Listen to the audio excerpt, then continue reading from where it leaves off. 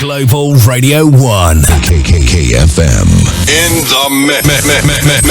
the mix. Okay, team, as I say, we have the one and only Norman Beaker. As on the show today, coming up right after his first song. This is Take Me to Your Pleasure Dome. At your door, and you refuse to let me in. No substitute for original sin. Lead me to the danger zone. Take me to your pleasure zone. I don't wanna spend this night alone. Take me to your pleasure zone. Kidnap me and take me away. Show me love in your own way, and I'll take anything you can give. Take me and let's start to live, and lead me to the danger zone. Take me to your pleasure zone, and this is where our minds get blown. Take me to your pleasure zone.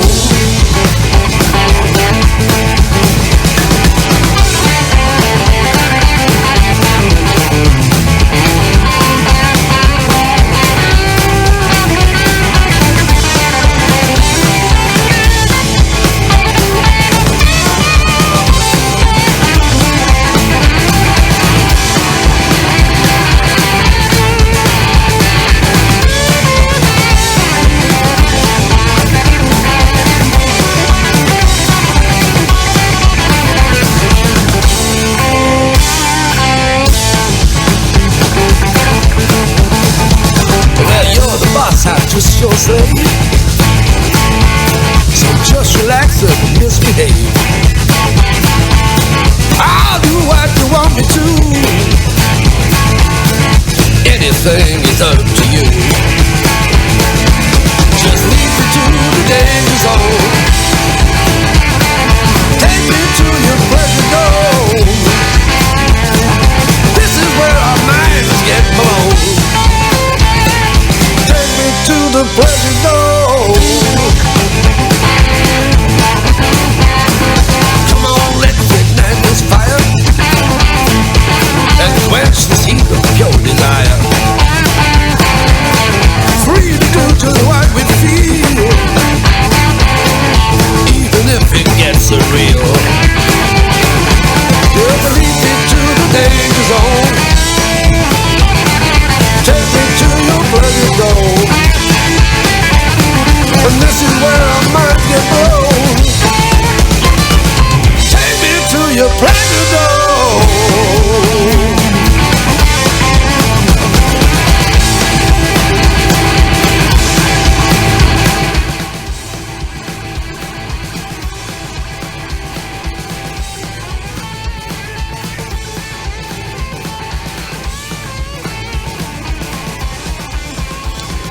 Oh boy, team, I'll tell you what, if you weren't awake before, you certainly will be now.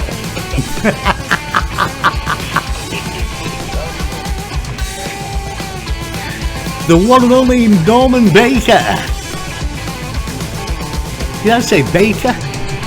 Sorry, Norman, I meant Beaker. It's an easy mistake. Hiya, buddy, how are you? I'm very good, thanks, mate. How are you? I'm amazed you're not absolutely exhausted.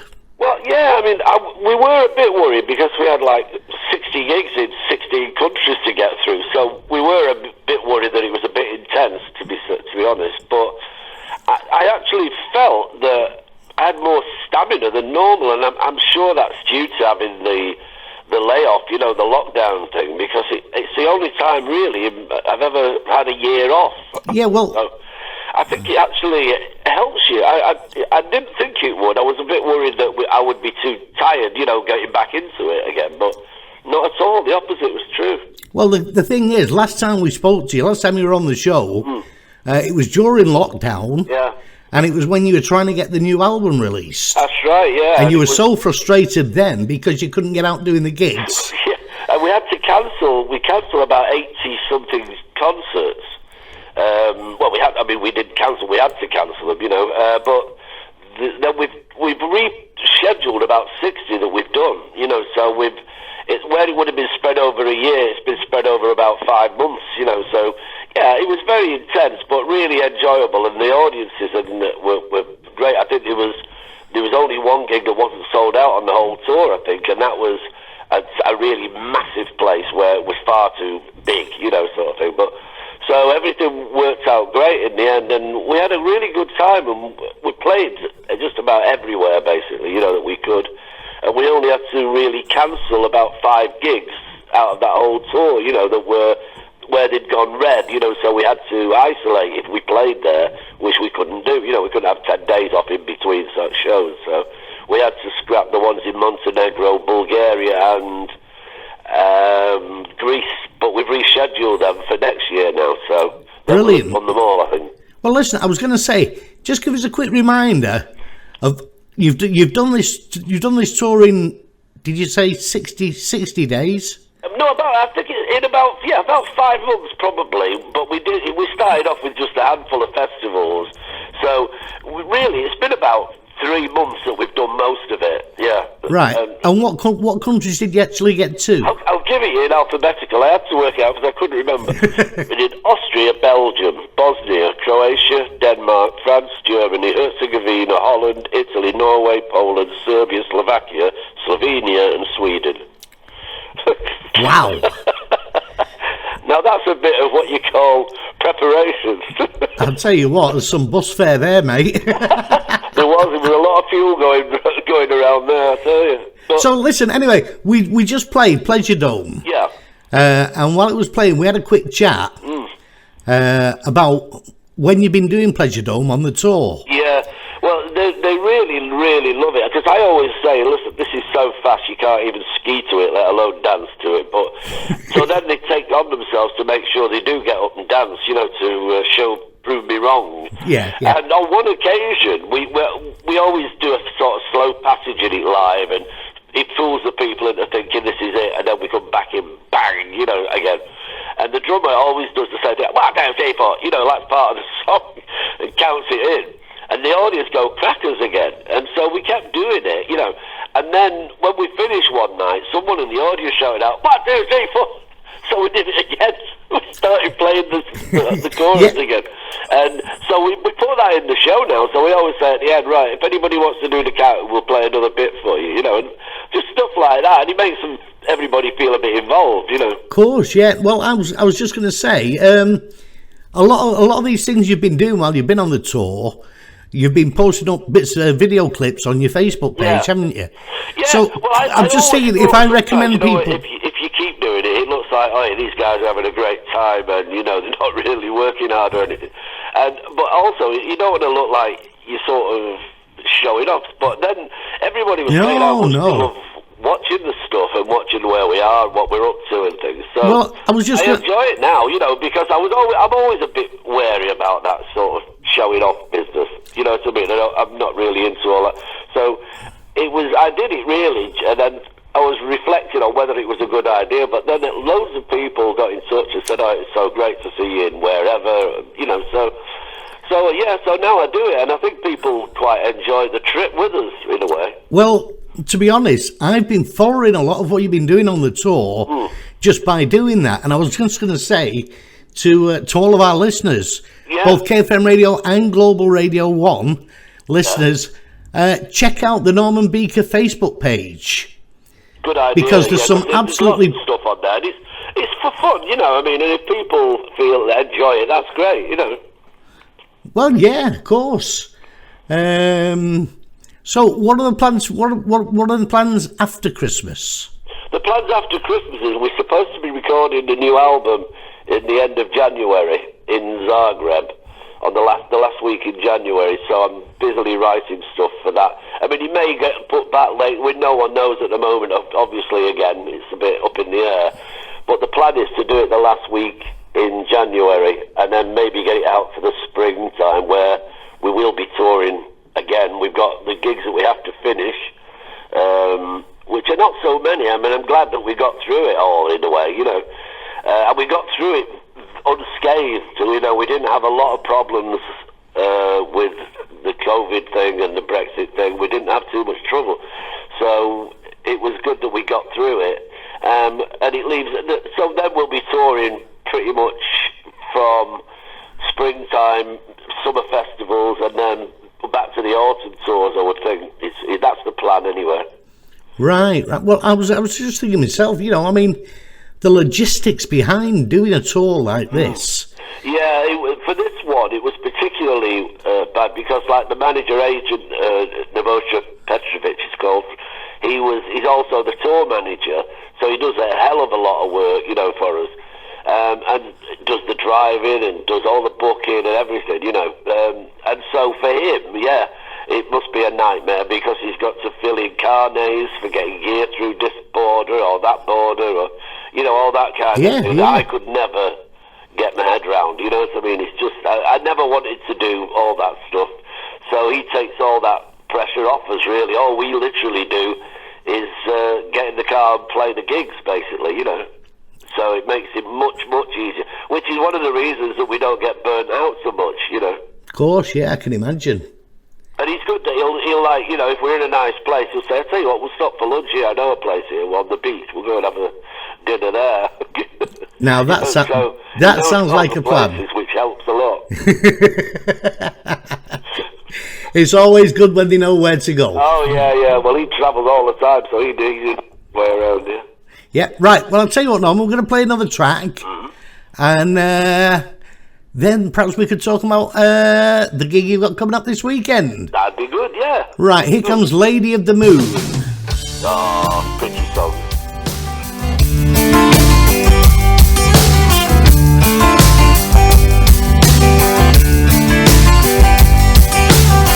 Lady of the moon, I see you shining.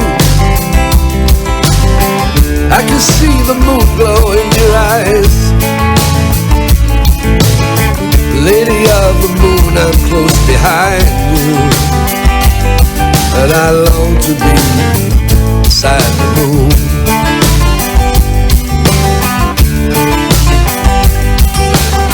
Lady of the moon, the stars surround you. They can't take away your special light. Lady of the moon, I want to be around you, and I long to be beside the moon.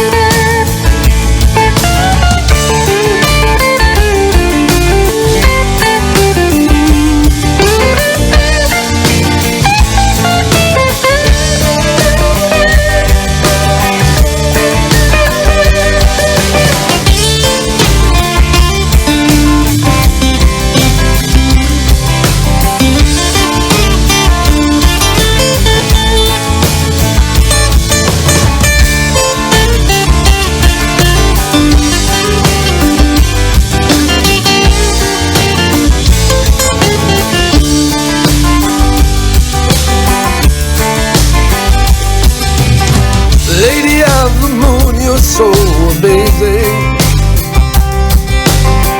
you should be sat beside the lake. Lady of the moon, you've got me craving, 'cause I long to be beside the moon. How I long to be beside the moon. The fabulous Norman Beaker and Lady of the Moon. Beside the moon.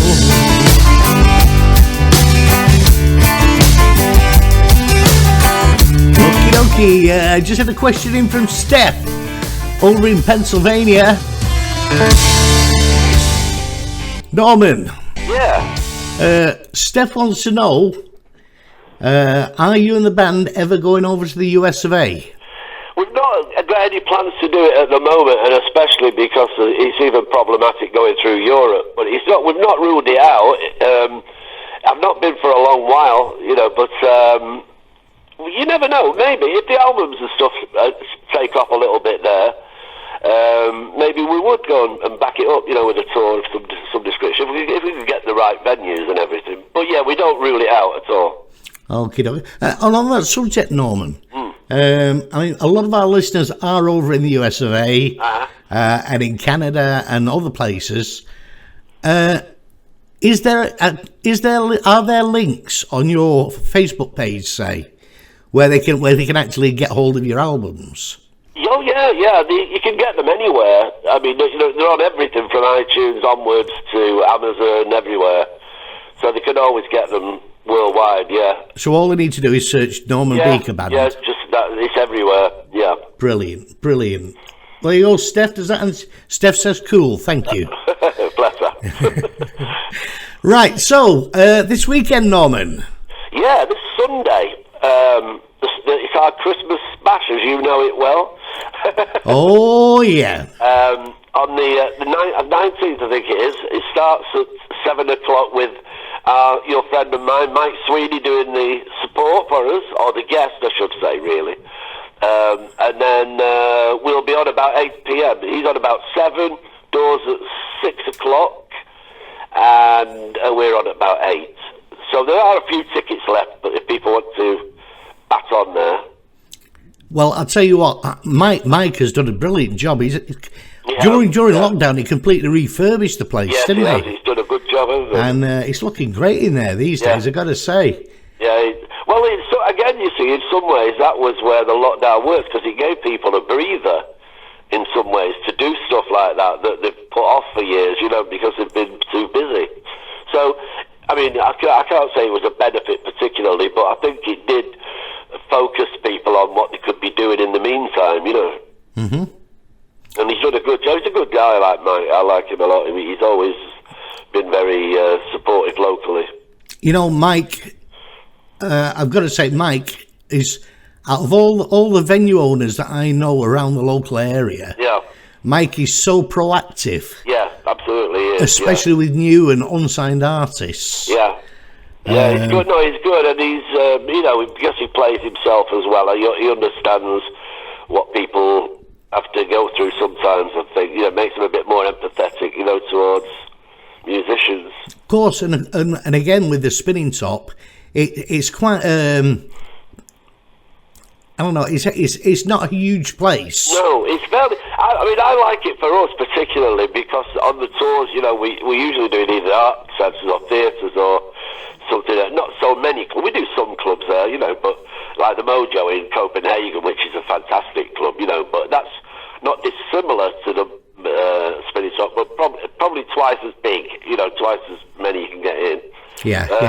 But yeah, I like that, and especially locally, because it's people that I don't see really, because we're always on tour. I never see anyone. So locally, so when we play there, it's really nice to have a chat and a catch up with people, Of course, yeah. It really is quite an informal venue, isn't it? Yeah, and I like that for us, that one being local, because I want it informal, really. I don't like Sweeney when he did the last one with us.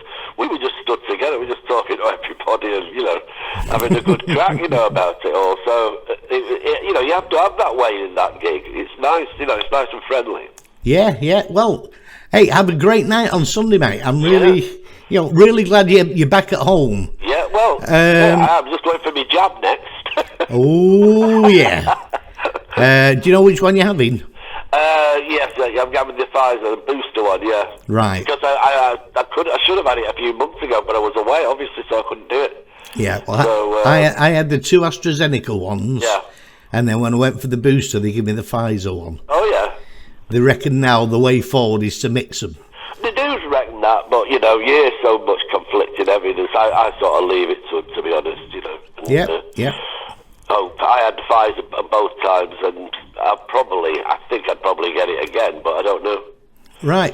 So listen, anyway, you're planning on getting the new album done in the new year? Yeah. Are you going to come back and tell us all about it when it's done? Yeah, of course. As I said, I'm busy writing this stuff. I've got a lot of stuff written because of the lockdown, really. As I said to you last time, I've got probably enough songs for about 5 albums. But the trouble is I keep writing them and I keep thinking, oh, this one's better than that one. So that's the big problem, isn't it? Weeding through it. That's the big problem when you've got an album. It's like if you've got that much material, it's what do I put on it? What do I keep back? Well, that's what we did on the last one. We had 18 songs, and we were going to do 12 or whatever, and we did 18. Wow. We couldn't. Yeah, I remember. To leave off, so we didn't leave them off. We did the lot, and I'd probably do the same again. I think while you're recording, you may as well put as much on as you can. Why not? Why not? All right, mate. Well, listen. Have a fantastic night on Sunday. Yeah. Well, are you going down? Will you be there, or are you too busy? Well, I'm busy here early doors. Oh, okay. But I might try and bob down there later on. Oh, it'd be nice to see you, Dave. But I'd love to see you, pal. It'd be nice to have a drink with you. Yeah. And I mean, let's face it, that other bloke who's on with you, he tends to go home early anyway. No, he's okay. No, he's a good lad, Mike. He's sound. He's a good lad, yeah. Right, okie dokie. Good lad too. Well, we're gonna play you out with My Great Escape and let you escape. But thanks again, Norman. My pleasure. Anytime, Dave. Have a fantastic night on Sunday. Yeah, I'll get down there. We'll have a good night. And have a fantastic Christmas, mate. Cheers, and you. All right. Have a good New Year. Let's hope it's a better health one. Cheers, Norman. Thanks ever so much, mate. We'll see you soon. You take care. Cheers, pal. Bye. Bye.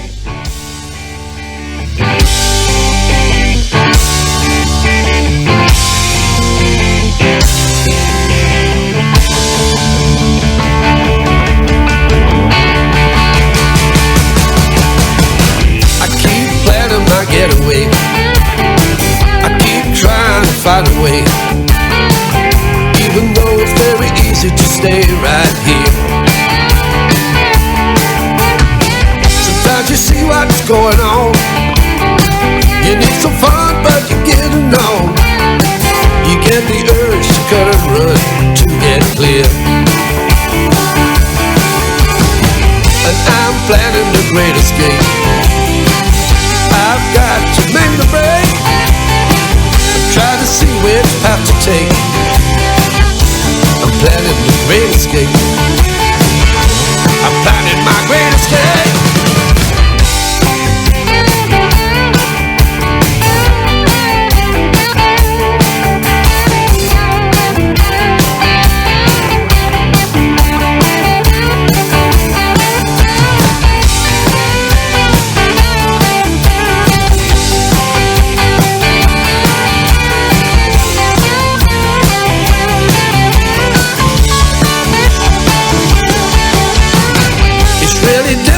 To decide, is it greener on the other side?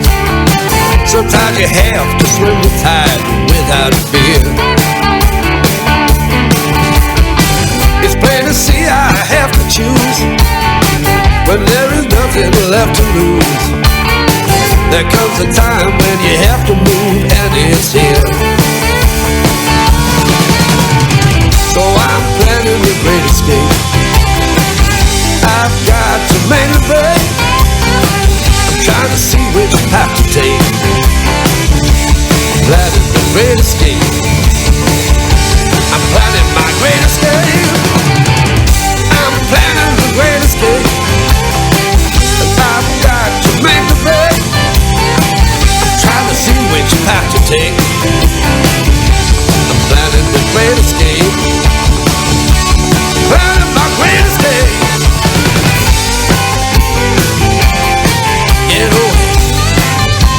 Man, the legend himself. Holy Norman Beaker. Time at the Spinning Top in Stockport in the town centre. Sunday evening this weekend. And as he said, there are still a few tickets available.